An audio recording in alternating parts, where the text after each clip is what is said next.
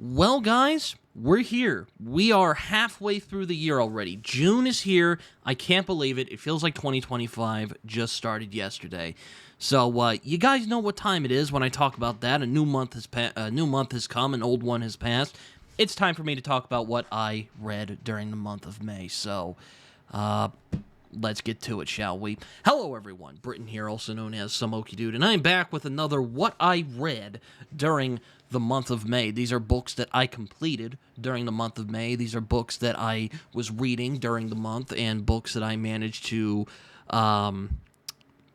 books I completed, for lack of a better word. I'm rambling now. But these are books, comics, movies, shows, whatever I managed to consume, whatever I managed to finish during the month, I will talk about here to kind of wrap up and give some kind of what I like to call blurb thoughts to them. This month, if you notice from the title, I managed to knock out a couple of the pre-Tolkien fantasy novels that I wanted to read this year, because one of my goals this year was to read some older fantasy novels, some novels that came out before the Lord of the Rings really came out and changed everything in terms of fantasy literature. So yeah, that's kind of mainly what I was focused on during the month of May, and during the month of June, I'm going to be doing June on the Range, so that's going to be a lot of fun. So yeah, I managed to complete a good couple of the books that I wanted to knock out for the pre-Tolkien fantasy segment I wanted to do on the channel. So yeah, let's get to it. I don't want to ramble on for too much longer, so yeah, let's get to it. First book I will be talking about is The King of Elfland's Daughter by Lord Dunsany. This is a book that's kind of been forgotten over the years because, Tolkien kind of took over, and Lord of the Rings is kind of what everyone thinks of now when they think of epic fantasy. But Lord Dunsany, back in the day, was a very acclaimed writer. He wrote books such as The King of Elfland's Daughter. He wrote a bunch of short stories, very influential in the fantasy genre, was influential to authors like H.P. Lovecraft, Robert E. Howard. I think Tolkien himself was also inspired by Lord Dunsany, and also Neil Gaiman, who wrote the introduction to this book. I mean, that dude cranks out introductions like it's going out of style. Well, not so much nowadays, but a little while back, he was cranking them out like he was going out of style, and this introduction was from the 90s, I think. And I can definitely see how this book had inspired people like Lovecraft and Gaiman. There is that sense of the fantastical that is hidden in plain sight, and how magic kind of very subtly seeps its way into society, and that kind of tension between the fantastic and our world, and the real world, if you will, the fantastic world and the real world. And there's a lot of themes that, like, Lovecraft would play with, the kind of unknowable, strange creatures, and land that people can't comprehend. Though I do think that Dunsany has a lighter touch than Lovecraft, but then again, a lot of people have a lighter touch than Lovecraft, so, I don't really need to harp on that drum for too long. I was kind of mixed on this book, though. After all I had heard about it from some friends of mine who told me it was this very forgotten gem of fantasy literature, I was left a bit cold by this book. It's not bad. There's a lot of things I really like about this book, such as some of the stuff I mentioned. I like that tension between the fantastical and our world. I also really liked the prose style. It very much feels like an old fairy tale being told to the audience, and I really like the atmosphere of this book. And like I said, I think that Dunsany has a very delicate touch. There's not really a word in this that feels out of place, but nonetheless, I did feel a little cold. You don't really come to this book for characterization. I get that, but I do feel that there was just something holding me back. This book definitely felt like it was more interested in atmosphere and telling this very strange, fantastical story than, fleshing out the characters. I mean, the characterization is there. I'm not saying there's no characterization whatsoever, but it's very much like a fairy tale that you would sit down and tell your children when they would go to bed at night, kind of like The Princess Bride, if you will, though it's not as funny as The Princess Bride, and the dialogue isn't as good as The Princess Bride. But I thought this was a really interesting book. I was a bit mixed on it overall, and I was a little disappointed because I thought I would like this a lot more than I did. I did a rare thing with this book where I started it and I was just kind of not gelling with it, so I decided to restart it again and see where I would end up with it, and I still have some mixed opinions. I may make a video about this book at some point, but I haven't really had a lot of thoughts brewing about the King of Elfland's Daughter. So yeah, overall mixed. There's things I really enjoy about this book, and there are parts of it that are sublime, but overall a very mixed bag for me. So yeah, I'll just put that down.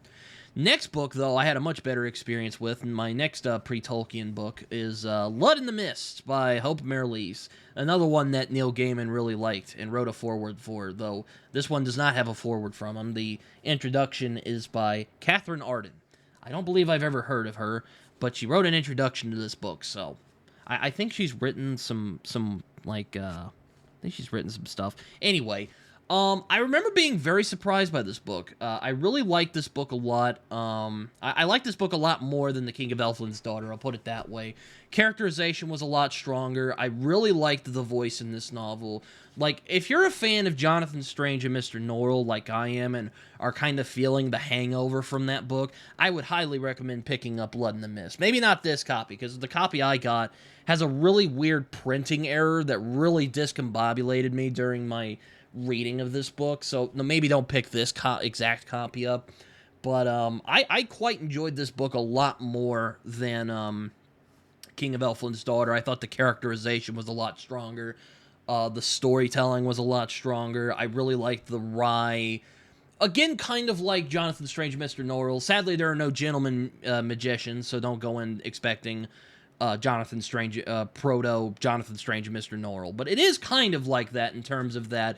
Once again, there's kind of that tension between the fantastical world and the real world, though this is very much takes place in a fantastical world, if I remember correctly. Because it doesn't quite take place in our world. Like, The King of Elfland's Daughter takes place in our world, and there's the fantastical just kind of creeping into it. But I could definitely see how this book impacted Susanna Clarke when she was writing The King of not The King of Elfland's Daughter, Jonathan Strange and Mr. Norrell, because there's very similar style, there's very similar phrasing, like there's one part where they mention thistledown, so you know, the man with the thistledown hair, and Jonathan Strange and Mr. Norrell. It is more of a traditional story. It becomes it's kind of a mixture of genres. It's kind of a weird character study of the people who live in the town of Blood in the Mist. It turns into kind of a mystery.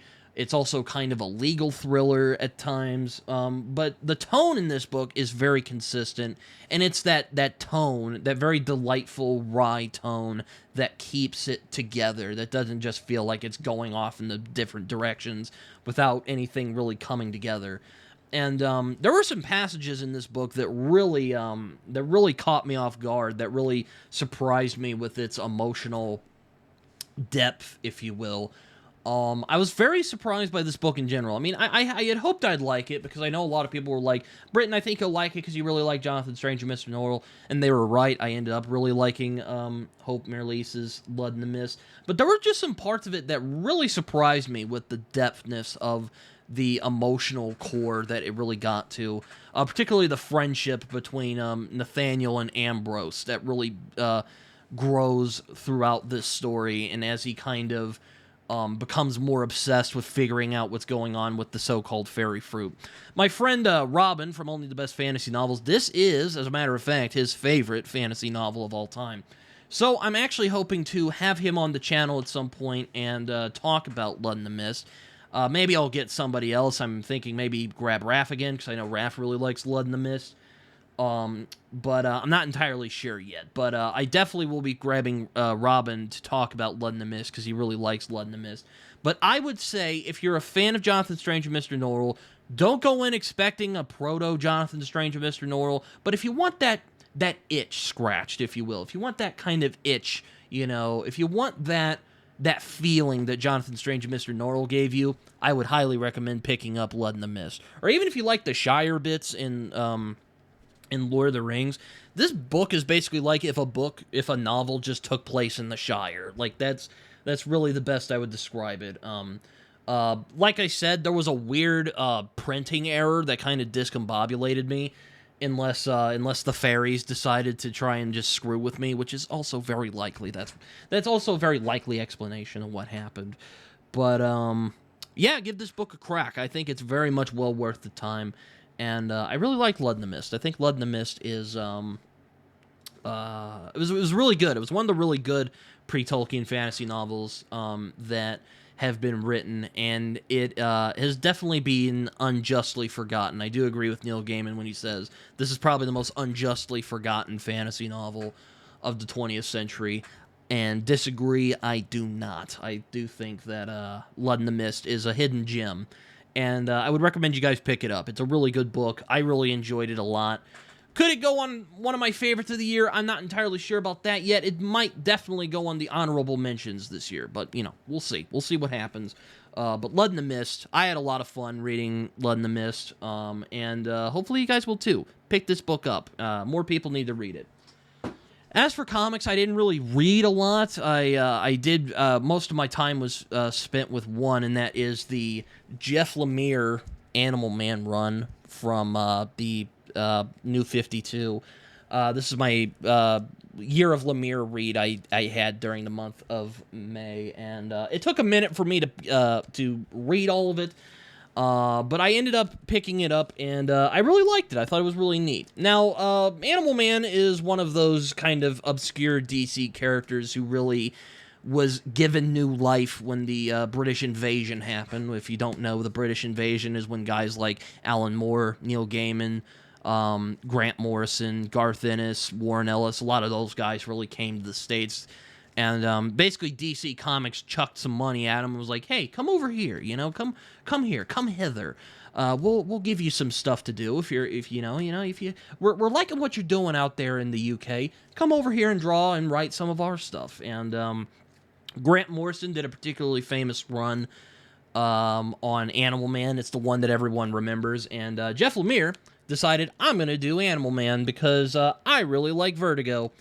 And I really liked this run. I really liked the fact that he didn't just slavishly imitate Grant Morrison's stuff, because I know Grant Morrison's Animal Man gets a bit meta, especially towards the end. Once, if I recall right, if I have heard correctly, basically, Buddy Baker realizes he's in a comic book, and he does mention that a couple times. He does mention this in this run, and there are some meta elements, but it's very subtle in comparison to what Grant Morrison does. I mean, Grant Morrison has a lot of things. Subtle is not one of them.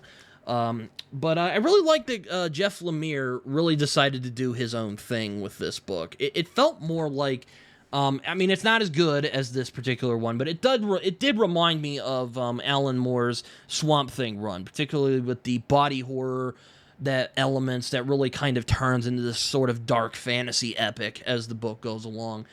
And easily the strongest part of this is probably the family dynamics, because, man, Jeff Lemire, he loves families. Like, he just loves to write them. And he really is good at depicting them, and I really enjoyed a lot of the run here.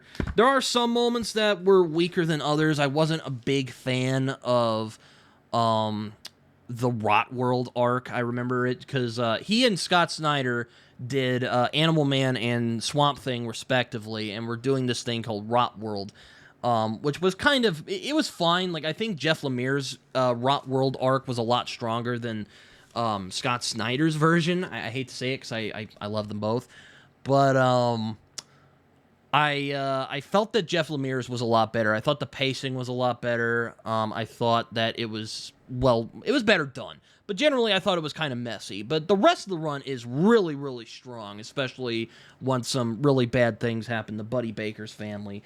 And the art in this is also really good. We had a couple of people like Steve Pugh. You can see his art right here. Who also did an Animal Man run back in the 90s, which apparently was more of an inspiration to Jeff Lemire than the Grant Morrison stuff. Though, of course, he does mention in the foreword of this omnibus that I have here that he did like the Grant Morrison stuff, but, that's not the Animal Man stuff that he was pulling from. Also, Travel Foreman was one of the main artists of this run. And he really brings a lot of the strange, panels. Like, look at that right there. I'm really sad that he and Jeff Lemire didn't work more because, man, he was really good. He really complimented Lemire's unique vision very well, and I really enjoyed a lot of what they did on the run. And it sucks that they didn't work together. And what really sucks is that apparently they had pitched a Doom Patrol run to DC, but DC told them no. Like, DC, why didn't you let him cook? Let him cook, guys. Let him cook. But anyway, I thought this was pretty good. I quite enjoyed this run. It's a bit heavy, so I'm going to put it down. But I really liked this run. I thought it was pretty good. I don't know if it's one of the best things Lemire has ever done, but I did enjoy it. I think that this is one of Lemire's stronger superhero outings. So, at least mainstream superhero outings. I don't think he's going to beat Black Hammer in terms of superhero content in general. But Animal Man is one of his really good mainstream superhero runs. So, yeah. Animal Man by Jeff Lemire. I liked it. I'm going to put it down now because, oh, man. It's heavy. It's a heavy book. Emotionally, yes, it is a bit heavy at times, but it's literally heavy. Like, it's hard to carry at times.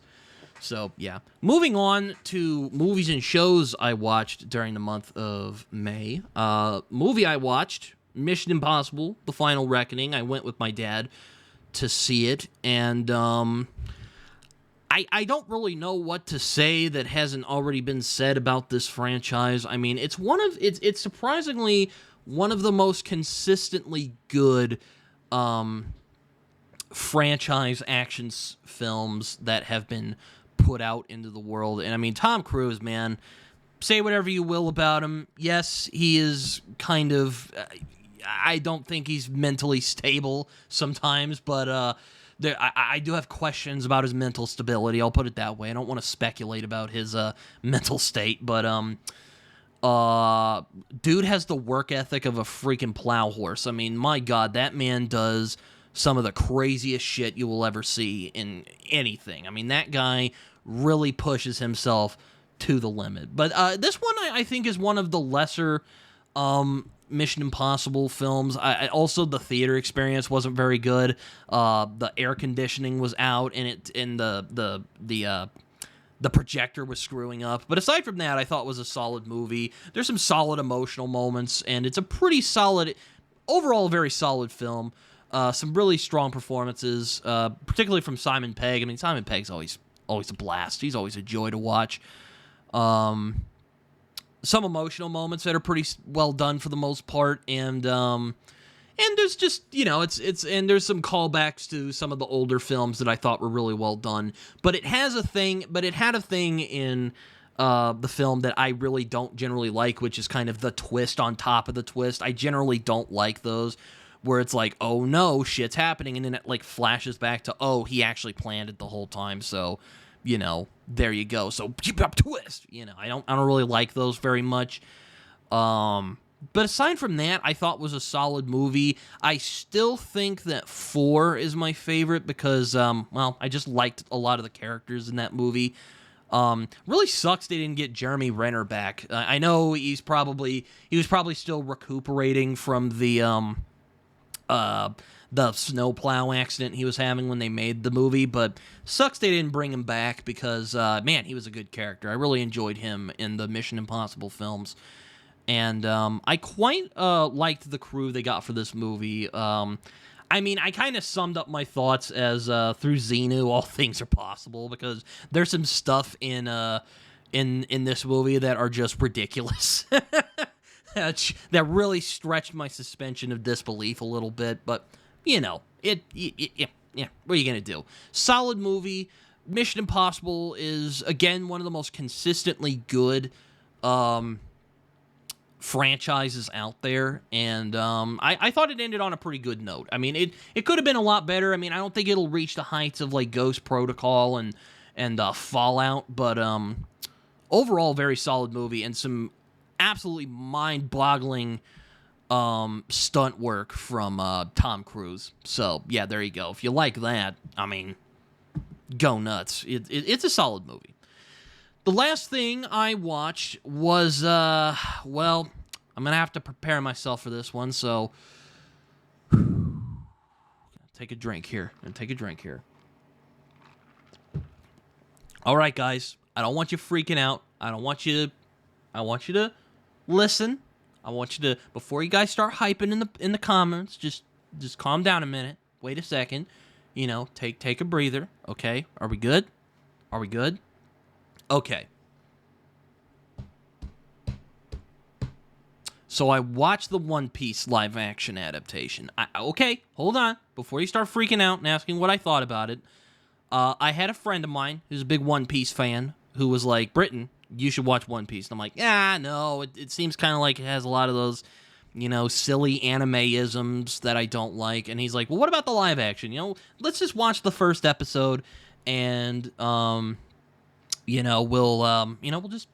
just watch the first episode, and if you like it, we'll keep going, and if you don't, you don't. And I'm like, fine, I'll watch the live action, and it's one, it's 8 episodes, like, that's not a big deal. So I ended up watching it, and I liked it, all right? I liked it. I know, a lot of people are going to start freaking out in the comments. I have not sold out. I have not become a weeaboo, but, I did like this. And, yeah. This is my first exposure to One Piece, so I won't really say too much about, how faithful it is to the how faithful it is to the original source material, because, well, I haven't really read or watched the original source material. But, I could really tell from watching this that the people who made this version of the show, really cared about making, this as authentic to the manga as possible. Again, I'm kind of, take that with a grain of salt, because I haven't read the original manga or, watched the anime. But you could really tell that the people who made this cared, and they wanted to make it feel like the show that a lot of people really loved. And I was very surprised. There were some emotional moments that were pretty strong in this series, in this season. The actors were really well picked, and there were some really solid emotional moments. And I do hear that there's a lot of filler in the manga and anime, and they kind of condensed a lot of it in the show. But the pacing in it is really, really well done. I didn't really notice if anything. None of it really felt rushed. I mean, it really felt it really felt like the character. It really felt like the people who made this cared about doing the source material justice, but also were able to step back and go like, okay, what works, what doesn't.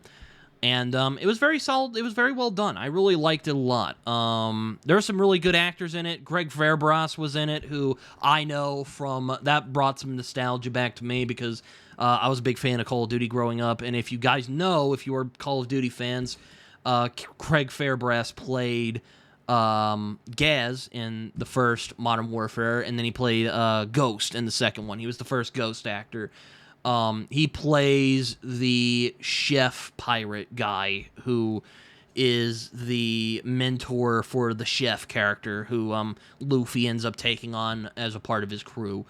But I really like the show. Really likable characters. The imagination in the series is really well done. I really appreciated the world building, but they didn't overwhelm you with it. There was some anime stuff that I didn't really like, but mostly I liked it. I liked it a lot. I thought that the people who made it, and I thought the people who made it really did a good job. And again, really talking out of my ass here, because this is my first exposure to One Piece, and I'm only making inferences from from what I've heard about One Piece, and my friend and I who watched it, who's a bigger One Piece fan than I am, would explain stuff to me. Kind of like, oh yes, this is what happens, and this is, here's some context for that. So thank you to that friend. I won't name him for privacy reasons, but thank you for that. I appreciated that a lot, and it was really fun. I really enjoyed it a lot. I really enjoyed the pace. The characters are a lot of fun. I really like the guy who played Garp. That dude had a great voice. I love that guy.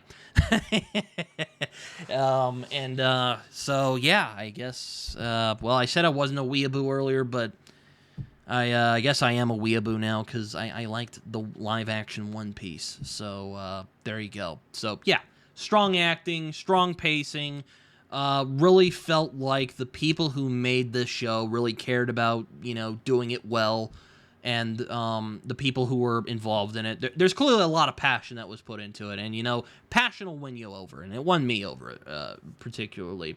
But yes, even cynical, hardened person like myself was sucked in to the grandeur that is One Piece. So yes, I watched the One Piece live action. People are probably going to be freaking out in the comment section, like, "Oh my God, Britton finally watched One Piece." Yes, I did. Well, the live action anyway, and I'm sure there's going to be some other people who are like, "Well, you should watch the anime," So, yeah. Let me get another drink there. That's good. That's good. Oh man. So, yeah. That is all of the stuff that I read, consumed, watched, played. What I didn't really play a lot. But I did. This is all the stuff that I managed to complete during the month of May. I had a lot of stuff going down. So, yeah. That is all I have for today. Hope you guys enjoyed this video. As I like to do, like, subscribe, do all that fun stuff. Comment down below, what did you guys read during the month of May? You can find me on Twitter. You can also find me on Goodreads and Letterboxd, where I write reviews that are probably more coherent than the one you just heard right now. You can also find me on Blue Sky. I don't use Blue Sky very much, but I am starting to get used to it. Instagram, you can find me on there. You can hang out with me on there. I'm also on Discord if you want to come hang out with me on there. I am actually doing the buddy read for Sweet Tooth. I'm doing that soon, so if you guys want to join on in on that, feel free to do that.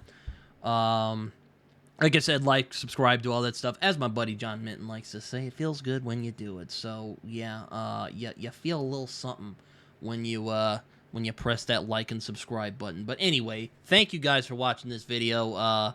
Hopefully you guys enjoyed me ranting and rambling about about all the stuff that I've consumed during the months. So, yeah, hope you guys enjoyed this, and until next time, see you guys later. Bye-bye.